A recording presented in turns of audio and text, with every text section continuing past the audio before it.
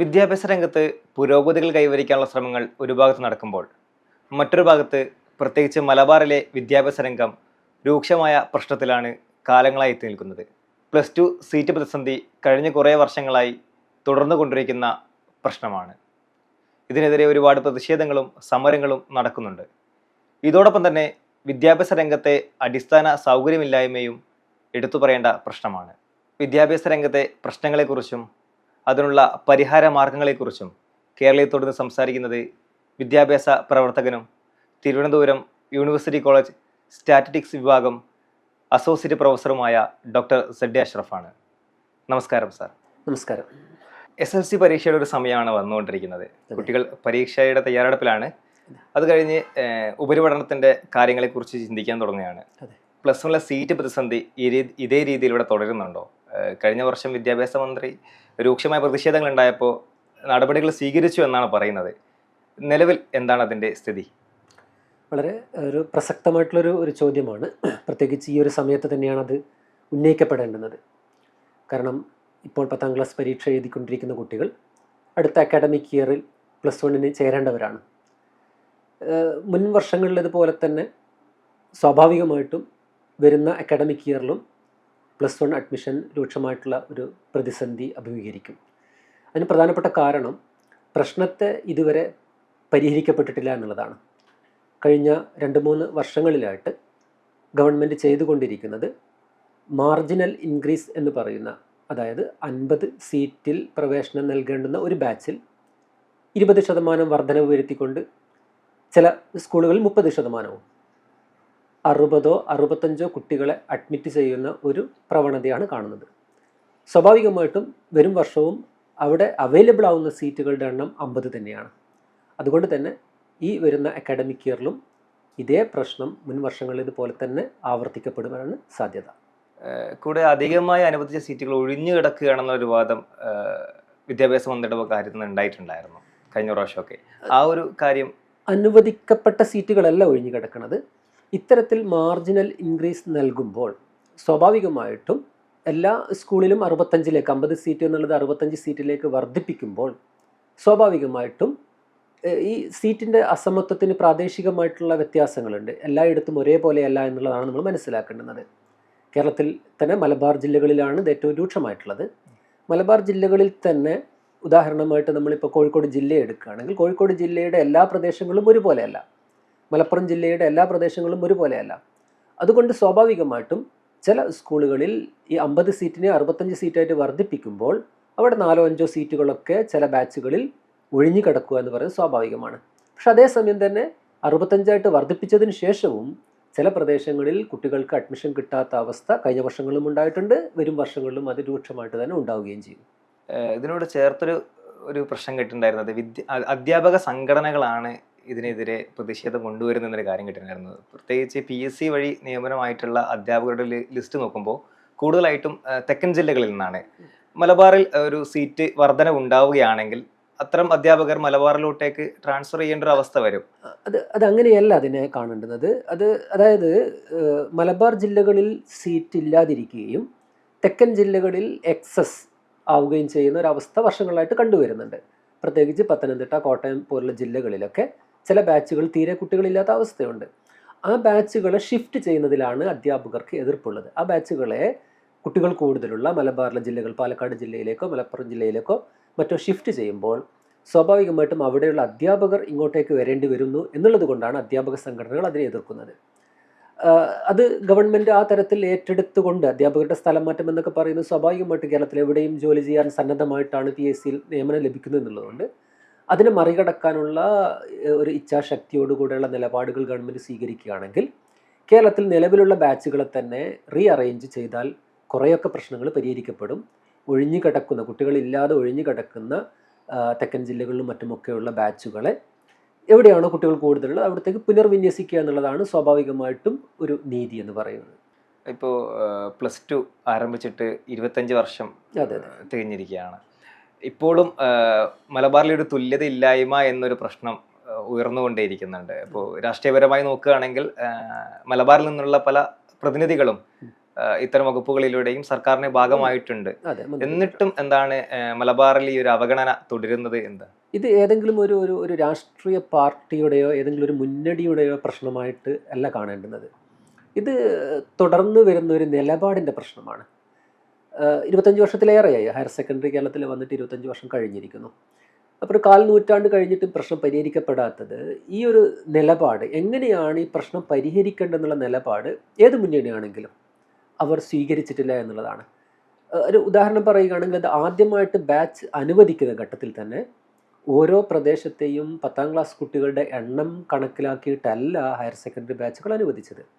മറിച്ച് സ്വാഭാവികമായിട്ടും സമ്മർദ്ദങ്ങളുടെ അടിസ്ഥാനത്തിലോ അല്ലെങ്കിൽ മറ്റർത്ഥത്തിലുള്ള ലോബിയിങ്ങിൻ്റെ അടിസ്ഥാനത്തിലോ ചില പ്രദേശങ്ങളിലെ സ്കൂളുകൾക്ക്, പ്രത്യേകിച്ച് എയ്ഡഡ് മേഖലകളിലൊക്കെയുള്ള മാനേജ്മെൻറ്റ് സ്വാഭാവികമായിട്ടും സ്കൂളുകൾക്ക് വേണ്ടി ട്രൈ ചെയ്യും. അത്തരം സ്കൂളുകളിലൊക്കെ ഹയർ സെക്കൻഡറി ബാച്ചുകൾ വരികയും അപ്പോൾ തന്നെ പ്രാദേശികമായിട്ടുള്ള അസന്തുലിതാവസ്ഥ അവിടെ ഉണ്ടായി കഴിഞ്ഞു.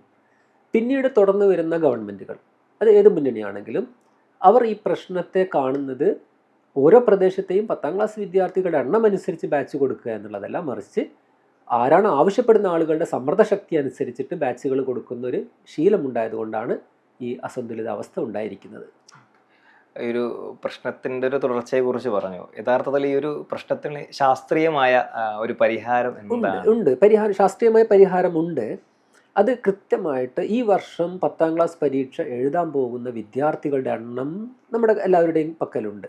ഓരോ പ്രദേശത്തും, അത് ജില്ലാടിസ്ഥാനത്തിലാണെങ്കിലും താലൂക്ക് അടിസ്ഥാനത്തിലാണെങ്കിലും ഇനി നിയമസഭാ മണ്ഡലം അടിസ്ഥാനത്തിലാണെങ്കിലും സ്കൂൾ വൈസ് ആണെങ്കിലും ഒക്കെ തന്നെ നമ്മുടെ കയ്യിൽ ഈ വർഷം എത്ര വിദ്യാർത്ഥികൾ SSLC പരീക്ഷ എഴുതാൻ പോകുന്നു എന്ന് നമുക്കറിയാം. ഇപ്പോഴത്തെ സാഹചര്യത്തിൽ ഏറെക്കുറെ എല്ലാവരും SSLC ക്വാളിഫൈ ചെയ്യുന്നുണ്ട്. വളരെ അപൂർവമായിട്ടാണ് ഈ ഫെയിലാകുക എന്ന് പറയുന്നൊരു കോൺസെപ്റ്റ് ഇപ്പോൾ ഇല്ലാത്തത് കൊണ്ട് തന്നെ എല്ലാവരും ഉപരിപഠനത്തിന് ഏറെക്കുറെ അർഹത നേടുന്നു.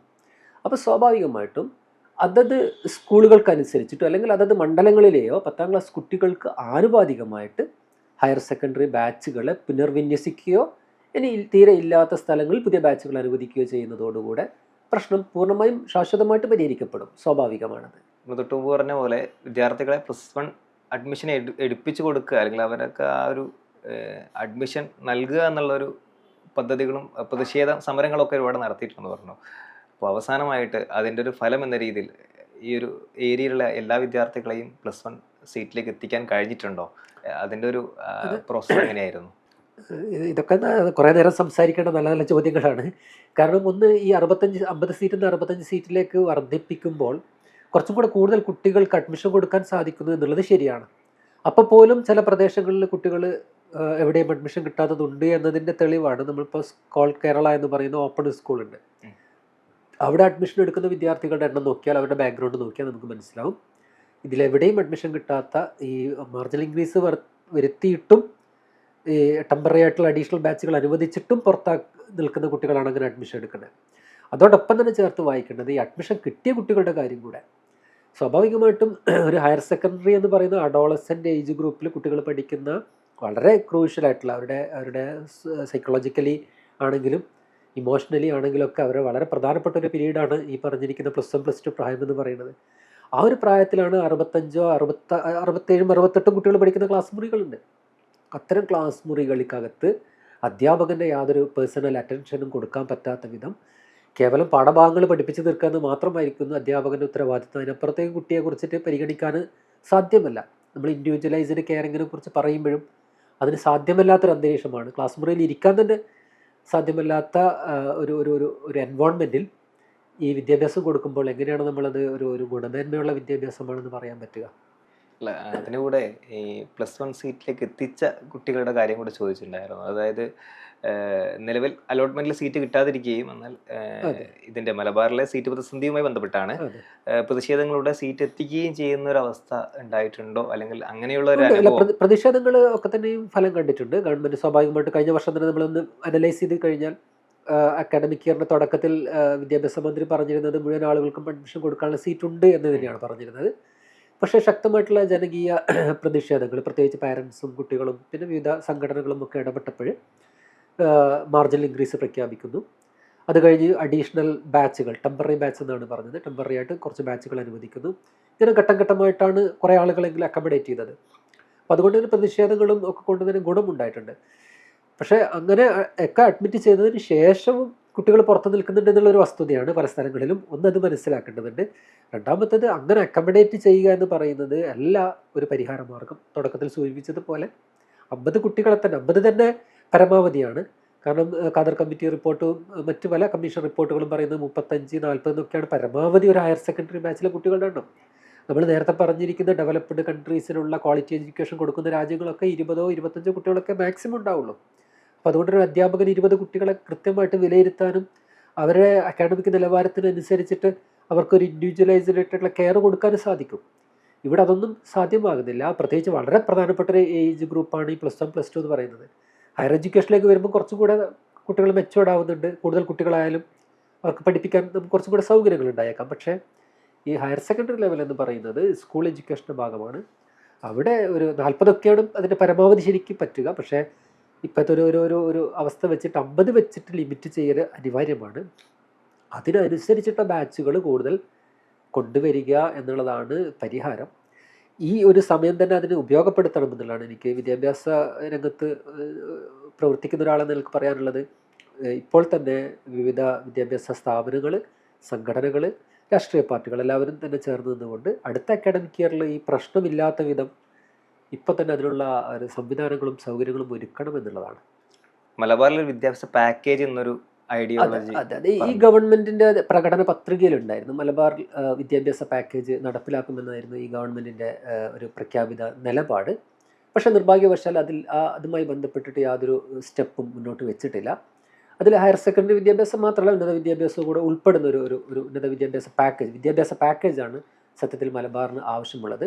ഹയർ സെക്കൻഡറി വിഷയത്തിൽ അത്തരമൊരു പാക്കേജ് ഇല്ലാതെ തന്നെ ഈ അർത്ഥത്തിൽ 10ാം ക്ലാസ് വിദ്യാർത്ഥികളുടെ എണ്ണം അനുസരിച്ചിട്ട് ഹയർ സെക്കൻഡറി ബാച്ചുകളെ പുനർവിന്യസിക്കുകയാണെങ്കിൽ ആർക്കും അതിൽ പ്രയാസങ്ങൾ ഉണ്ടാവേണ്ടതില്ല. കാരണം കുട്ടികളില്ലാത്ത സ്ഥലങ്ങളിൽ നിന്ന് ബാച്ചുകൾ എടുത്തിട്ട് കുട്ടികളുള്ള സ്ഥലങ്ങളിലേക്ക് മാറ്റുക എന്നുള്ളതാണ് അത് നിലവിലുള്ള അവിടെ ഒരു പ്രയാസം ഗവൺമെൻറ് പറയുന്നത് അതിനാവശ്യമായിട്ടുള്ള ഇൻഫ്രാസ്ട്രക്ചർ ഒരുക്കേണ്ടി വരുമെന്നുള്ളതാണ്.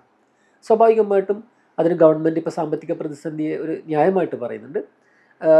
ഇത്തരം വിഷയങ്ങളിലൊക്കെ MLA ഫണ്ട് ഉപയോഗിച്ചുകൊണ്ടും പ്രാദേശികമായിട്ടുള്ള ഫണ്ട് ഉപയോഗിച്ചുകൊണ്ടൊക്കെ ഇൻഫ്രാസ്ട്രക്ചർ ഒരുക്കി തരാൻ സന്നദ്ധമാണ്. പല സന്നദ്ധ സംഘടനകളും അനൗൺസ് ചെയ്തിരുന്നു. ബാച്ചുകൾ അനുവദിക്കുകയാണെങ്കിൽ സർക്കാർ സ്കൂളിൽ അവർ തന്നെ കെട്ടിടം ഉണ്ടാക്കി കൊടുക്കാമെന്നൊക്കെ പറഞ്ഞ സംഘടനകളുമുണ്ട്. ക്ലാസ് മുറികൾ നിർമ്മിച്ച് നൽകാം, ആവശ്യമായിട്ടുള്ള ഇൻഫ്രാസ്ട്രക്ചർ നൽകാമെന്നുള്ളതൊക്കെ. ഇതൊക്കെ പൂൾ ചെയ്തുകൊണ്ട് എല്ലാ വിദ്യാർത്ഥികൾക്കും ക്വാളിറ്റി എഡ്യൂക്കേഷൻ കിട്ടുക എന്ന ഒരു നിലപാടിലേക്ക് സർക്കാർ വരികയാണ് വേണ്ടുന്നത്.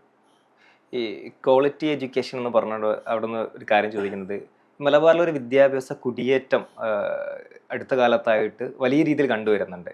കൂടുതലും പോകുന്നത് വിദേശ രാജ്യങ്ങളിൽ ഏതാണ് യൂണിവേഴ്സിറ്റി എന്ന് പോലും അറിയാത്ത രീതിയിൽ എത്തിപ്പെടുന്ന ആളുകളുമുണ്ട്. നിലവാരമില്ലാത്ത യൂണിവേഴ്സിറ്റികൾ അല്ലെങ്കിൽ നിലവാരമില്ലാത്ത കോഴ്സുകളൊക്കെ എത്തിപ്പെടുന്നുണ്ട്.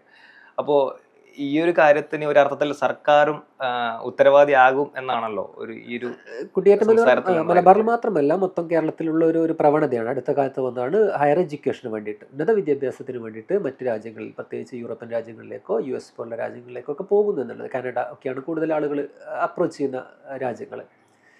ഇത് അടുത്ത കാലത്ത് വരാനുള്ള കാരണങ്ങൾ പലതും ഉണ്ട്. ഒരൊറ്റ കാരണം കൊണ്ടല്ല. കേരളത്തിലെ വിദ്യാഭ്യാസത്തിൻ്റെ ക്വാളിറ്റി മാത്രമല്ല അതിന് ഘടകം.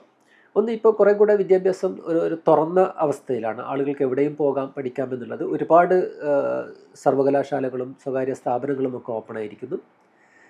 ഈ ഒരു സാഹചര്യത്തെ ഉപയോഗപ്പെടുത്തിക്കൊണ്ട് റിക്രൂട്ടിംഗ് ഏജൻസികളും, ഒരുപാട് അബ്രോഡിലേക്കുള്ള റിക്രൂട്ടിംഗ് ഏജൻസികളും ഇവിടെ പ്ലേ ചെയ്യുന്നുണ്ട്. ഇവിടെ വളരെ ശ്രദ്ധിക്കേണ്ട കാര്യം, തീർച്ചയായിട്ടും മികവുറ്റ വിദ്യാഭ്യാസ സ്ഥാപനങ്ങളിലേക്ക് പുറത്തേക്ക് പോകുന്നതിൽ യാതൊരു തടസ്സവുമില്ല, നല്ലതുമാണ്. കാരണം ഒരു ഇൻ്റർനാഷണൽ എക്സ്പോഷർ കിട്ടാനും കുട്ടികൾക്ക് അത്തരത്തിലുള്ള ക്വാളിറ്റി എഡ്യൂക്കേഷൻ പുറത്തുനിന്ന് വാങ്ങിക്കുന്നതിലും യാതൊരു തടസ്സവുമില്ല. പക്ഷേ അതേസമയം തന്നെ നമ്മൾ മനസ്സിലാക്കേണ്ടുന്നത്, വിദേശ രാജ്യങ്ങളിൽ എന്ന് പറയുന്നത് കൊണ്ട് മാത്രം ക്വാളിറ്റി ഉണ്ടാകണമെന്നില്ല. പലപ്പോഴും പല സ്ഥാപനങ്ങളും അവിടെ ആ മേഖലകളിലുള്ള സ്ഥാപനങ്ങളൊക്കെ തന്നെയും നമ്മളുടെ ഒരു പാരലൽ കോളേജ് നിലവാരത്തിലുള്ള പല സ്ഥാപനങ്ങളിലേക്കും അവിടെ പോവുകയും ഒരുപാട് പണം ഇത് കാരണം വിദ്യാർത്ഥികൾക്കും രക്ഷിതാക്കൾക്കും നഷ്ടപ്പെടുന്ന ഒരു അവസ്ഥയുണ്ട്. ഇതിന് ഒരു പ്രോപ്പർ ഗൈഡൻസ് ആണ് സത്യത്തിൽ ഉണ്ടാകേണ്ടത്. ഗവൺമെൻറ് അല്ലെങ്കിൽ സന്നദ്ധ സംഘടനകളൊക്കെ ഇതിൽ ഇടപെടുകയും വിദ്യാർത്ഥികൾക്ക് ക്വാളിറ്റി എഡ്യൂക്കേഷൻ എവിടെയാണോ കിട്ടുന്നത് അവിടത്തേക്ക് കുട്ടികളെ വിടുക. ക്വാളിറ്റി എഡ്യൂക്കേഷനും കുട്ടിയുടെ കഴിവും താല്പര്യവും കൂടെ അവിടെ ഒരു പരിഗണിക്കേണ്ടതുണ്ട്. ഒരു ട്രെൻഡിൻ്റെ പുറകെ പോകുന്നത് തീർച്ചയായിട്ടും ലോങ് ടേമിൽ നല്ലതല്ല. അതേസമയം ഓരോ വിദ്യാർത്ഥിക്കും അവരുടെ ഒരു പൊട്ടൻഷ്യൽ ഉണ്ടാവും.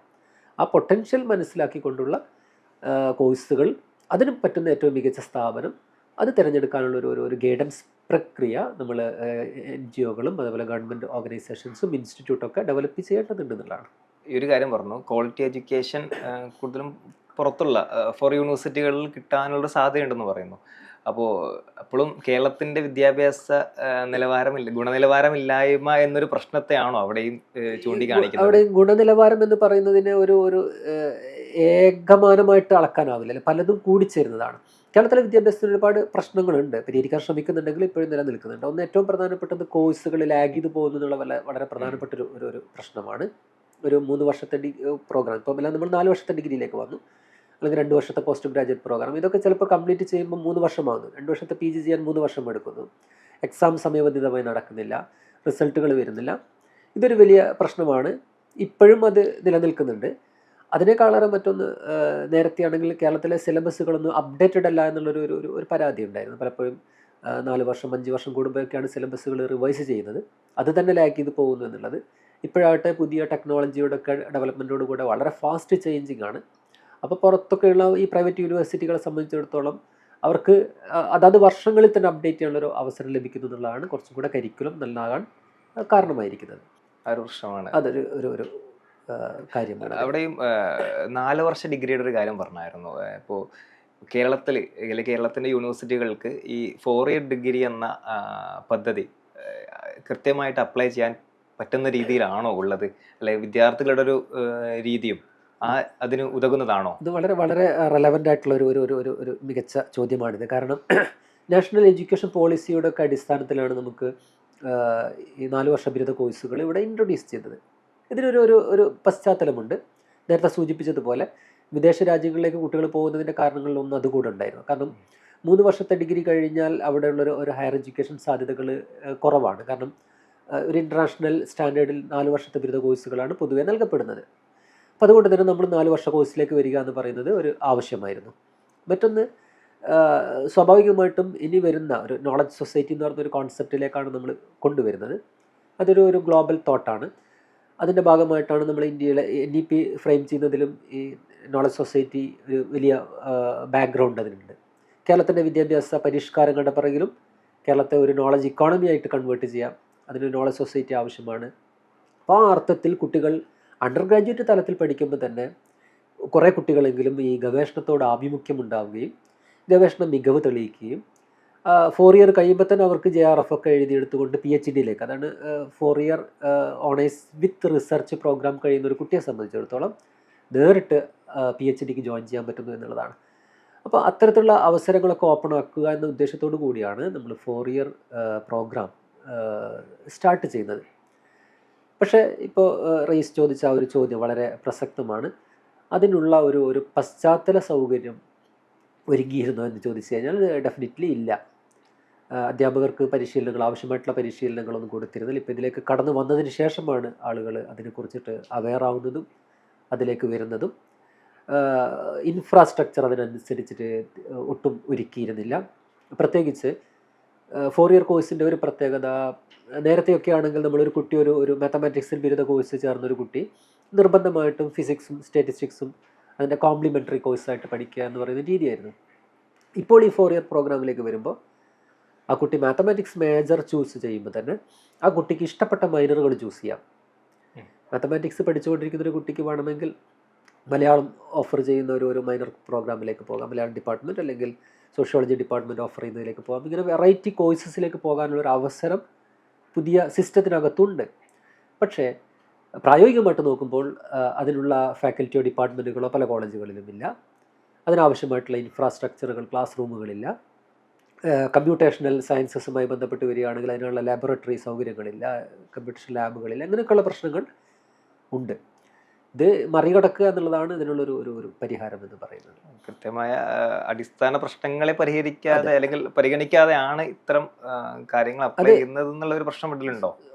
സ്വാഭാവികമായിട്ടും ആ ചോദ്യം പ്രസക്തമാണ്. പക്ഷേ ഒരു പോളിസി നടപ്പിലാക്കുമ്പം എല്ലാ പ്രശ്നങ്ങളും പരിഹരിച്ചിട്ട് നടപ്പിലാക്കുക എന്ന് പറയുന്നത് പ്രായോഗികമല്ല. ഇതിനിടയിലുള്ളൊരു മിഡ്വേ ആണ് സ്വാഭാവികമായിട്ടും സ്യൂട്ടബിൾ എന്ന് പറയുന്നത്. തൊട്ട് മുമ്പ് സംസാരിച്ച ഒരു ക്വാളിറ്റി എഡ്യൂക്കേഷൻ്റെ കാര്യം പറഞ്ഞായിരുന്നു, കുട്ടികൾ വിദ്യാഭ്യാസ കുടിയേറ്റം നടത്തുന്നതിനെ കുറിച്ച് പറഞ്ഞായിരുന്നു.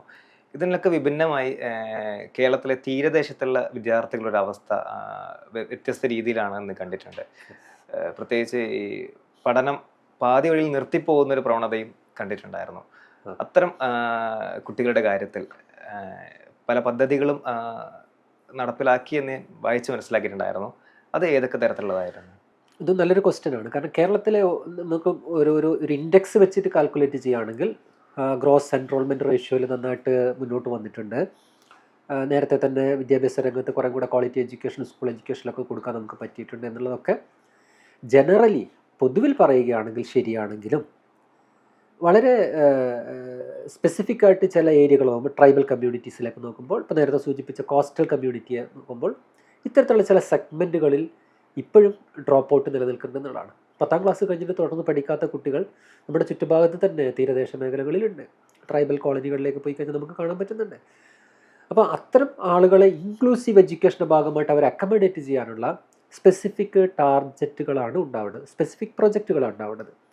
അത് ഗവൺമെൻറ് തലത്തിൽ മാത്രമല്ല, ഇതിൽ നോൺ ഗവൺമെൻറ്റൽ ഓർഗനൈസേഷൻസിന് ഒരുപാട് റോൾ വഹിക്കാറുണ്ട്. കാരണം സ്വാഭാവികമായിട്ടും ഇത്തരം പ്രവർത്തനങ്ങളിൽ ഇടപെടുന്നത് NGOs ആയിരിക്കും. അപ്പോൾ അവരെ മെയിൻ സ്ട്രീമിംഗ് നടത്താൻ ആവശ്യമായിട്ടുള്ള പദ്ധതികളും പരിപാടികളും ആവിഷ്കരിക്കുക എന്നുള്ളതാണ്. അത് പിന്നെ ഗവൺമെൻറ് അതിനുള്ള ആവശ്യമായിട്ടുള്ള സപ്പോർട്ട് കൊടുക്കുക എന്നുള്ളതാണ്. മുമ്പൊക്കെ ആണെങ്കിൽ ഒരുപാട് സ്കീം ഉണ്ടായിരുന്നു, ട്രൈബൽ കമ്മ്യൂണിറ്റിക്ക് വേണ്ടിയിട്ടൊക്കെ ഒരുപാട് സ്കീംസ് ഉണ്ടായിരുന്നു. പക്ഷേ ഇപ്പോൾ പലതും സാമ്പത്തിക പ്രതിസന്ധി കാരണം അതൊക്കെ കട്ട് ചെയ്യുന്നൊരവസ്ഥ വന്നിരിക്കുന്നു. ഇപ്പോൾ കഴിഞ്ഞ 2 ദിവസം മുമ്പ് സ്കോളർഷിപ്പുകൾ പോലും കട്ട് ചെയ്യുകയാണെന്നുള്ളതാണ്. സ്റ്റേറ്റ് ഗവൺമെൻറ് സ്കോളർഷിപ്പുകൾ പോലും അത് എണ്ണം കുറക്കുന്നു, എമൗണ്ട് കുറക്കുന്നു എന്നുള്ളതൊക്കെയാണ് വാർത്തകളിൽ കാണുന്നത്. സ്വാഭാവികമായിട്ട് ഇത് അഡ്വൈസായിട്ട് ബാധിക്കുന്നത് ഇത്തരം ഗ്രൂപ്പുകളെ ആയിരിക്കും. സാമ്പത്തികമായിട്ടും സാമൂഹികമായിട്ടും ഉയർന്ന മേഖലയിലുള്ള ആളുകളെ സംബന്ധിച്ചിടത്തോളം അതൊരു കൺസേൺ അല്ല. പക്ഷേ ഈ തീരദേശത്തുള്ള ആളുകൾ, മലയോരത്തുള്ള ആളുകൾ, അതേപോലുള്ള സെഗ്മെൻറ്റുകളിൽ വളരെ റൂറൽ റിമോട്ട് ഏരിയകളിലുള്ള കുട്ടികൾ, ഇവരുടെയൊക്കെ പഠനത്തെയാണ് സ്വാഭാവികമായിട്ടും ഇത് ബാധിക്കുന്നത്.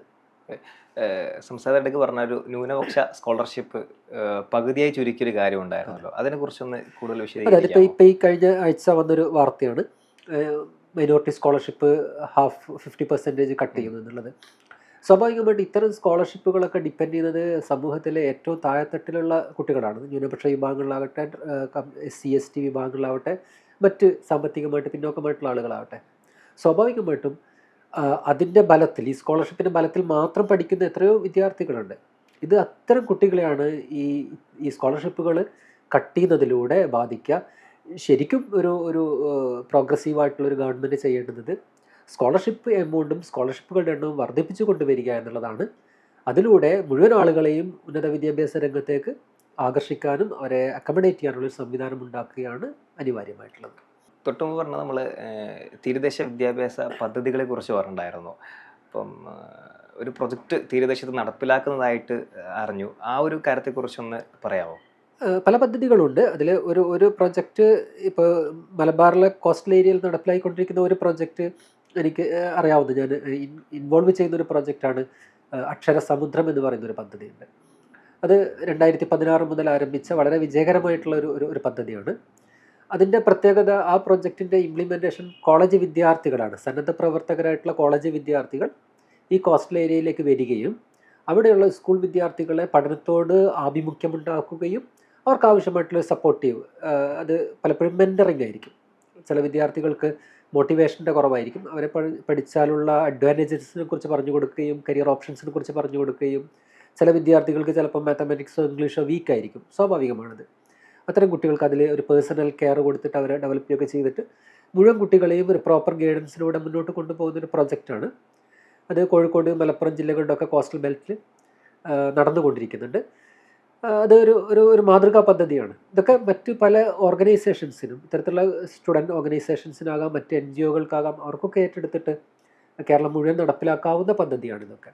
ഇത്തരം സ്കീമുകൾക്കുള്ളൊരു സപ്പോർട്ട് ഗവൺമെൻറ്റൽ ഏജൻസികൾ നൽകുക എന്നുള്ളതാണ് പ്രായോഗികമായിട്ട് ഇത്തരത്തിലുള്ള മാർജിനലൈസ്ഡ് ആയിട്ടുള്ള സെക്ടേഴ്സിന് മെയിൻ സ്ട്രീമിംഗ് നടത്താനുള്ള ഒരു മാർഗം. ഇപ്പം കേന്ദ്ര സർക്കാരിൻ്റെ ഭാഗത്തു നിന്നാണെങ്കിലും NGOകളോടുള്ള ഒരു സമീപനം വളരെ മോശമായ രീതിയിലേക്കാണ് വന്നുകൊണ്ടിരിക്കുന്നത് എന്ന് അവസ്ഥയുണ്ടല്ലോ. അത് ഗവൺമെന്റിന്, കേന്ദ്ര സർക്കാർ ആണെങ്കിലും സംസ്ഥാന സർക്കാർ ആണെങ്കിലും ഒക്കെ സാമ്പത്തിക ബാധ്യതകളിൽ നിന്ന് ഇത്തരം മേഖലകളിൽ നിന്ന് പിൻവാങ്ങുക എന്ന് പറയുന്നത് ഒരു പ്രവണതയായിട്ട് വന്നിട്ടുണ്ട്. അതാണ് ഇപ്പോഴും കണ്ടുകൊണ്ടിരിക്കുന്നത്. ഈ സ്കോളർഷിപ്പ് കട്ട് ചെയ്യുന്നതാണെങ്കിലും ഇത്തരത്തിലുള്ള NGOകളെ ഇത്തരത്തിലുള്ള പ്രവർത്തനങ്ങൾക്ക് വേണ്ടി സപ്പോർട്ട് ചെയ്യുന്ന സ്കീമുകൾ സ്റ്റോപ്പ് ചെയ്യുന്നതിലൂടെയൊക്കെ സംഭവിക്കുന്നതാണ്. കേന്ദ്ര സർക്കാരിൻ്റെ നിലപാട് വളരെ നേരത്തെ തന്നെ ഒരുപാട് സ്കീമുകൾ അവർ മൈനോറിറ്റി സ്കോളർഷിപ്പുകൾ, ആസാദ് ഫെലോഷിപ്പുകൾ ഒഴിവാക്കി. മൗലാന ആസാദ് റിസർച്ച് ഫെലോഷിപ്പ് ഉണ്ടായിരുന്നു, അതൊക്കെ സ്റ്റോപ്പ് ചെയ്യുകയാണ് ചെയ്തത്. അങ്ങനെ ഒരുപാട് സ്കോളർഷിപ്പുകളും ഫെലോഷിപ്പുകളൊക്കെ എടുത്തു കളയുന്നൊരു ഒരു ഒരു ഒരു ഒരു ട്രെൻഡാണ് കേന്ദ്ര സർക്കാർ ഇന്ന് കണ്ടുകൊണ്ടിരിക്കുന്നത്. അതിനിടയിലും ആശ്വാസകരമായിട്ടുള്ളൊരു കാര്യം, ഈ കഴിഞ്ഞ ബജറ്റിൽ 2 ദിവസം മുമ്പ് അവതരിപ്പിച്ച ബജറ്റിൽ ഗവേഷണ രംഗത്ത് കേരളത്തിലുള്ള വിദ്യാർത്ഥികൾക്ക്, JRF കിട്ടാത്ത വിദ്യാർത്ഥികൾക്ക് ചീഫ് മിനിസ്റ്റേഴ്സ് സ്കോളർഷിപ്പ് എന്ന് പറഞ്ഞിട്ട് ഒരു 10,000 റുപ്പീസ് പെർ മന്ത് പുതിയൊരു സ്കീം ഇൻട്രൊഡ്യൂസ് ചെയ്തിട്ടുണ്ട്. അതും കാണാതെ പോകരുത്. അങ്ങനെ പുതിയ ട്രെൻഡുകളും വരുന്നുണ്ട്, പുതിയ സ്കീമുകളൊക്കെ ഇൻട്രൊഡ്യൂസ് ചെയ്യുന്നുണ്ട്. എങ്കിൽ പോലും ജനറലി ഈ പറഞ്ഞിരിക്കുന്ന എല്ലാവരെയും അക്കമഡേറ്റ് ചെയ്യാനുള്ള ഒരു ഒരു ഒരു സംവിധാനം ഇരുപക്ഷത്തുനിന്നും കേന്ദ്ര സർക്കാർ ആണെങ്കിലും സംസ്ഥാന സർക്കാർ ആണെങ്കിലും മറ്റ് ഭരണകൂട സംവിധാനങ്ങളൊന്നും കാണുന്നില്ല എന്നുള്ളത് നിരാശാജനകമാണ്. വിദ്യാഭ്യാസ രംഗത്തെ പ്രശ്നങ്ങളും അടിസ്ഥാന സൗകര്യമില്ലായ്മയും അതിൻ്റെ പരിഹാര മാർഗങ്ങളെക്കുറിച്ചാണ് ഇത്രയും നേരം സംസാരിച്ചത്. കൃത്യമായ പരിഹാരം, ശാസ്ത്രീയമായ രീതിയും അതിലുണ്ട് എന്നാണ് ഈ ഒരു സംസാരത്തിൽ നിന്നും മനസ്സിലാകുന്നത്. ഇത്രയും നേരം മലബാറിലെ അല്ലെങ്കിൽ വിദ്യാഭ്യാസ രംഗത്തെ പ്രശ്നങ്ങളെക്കുറിച്ചും അതിനുള്ള ശാസ്ത്രീയമായ പരിഹാരങ്ങളെക്കുറിച്ചും കേരളത്തിൽ സംസാരിച്ചതിന് നന്ദി. Thank you.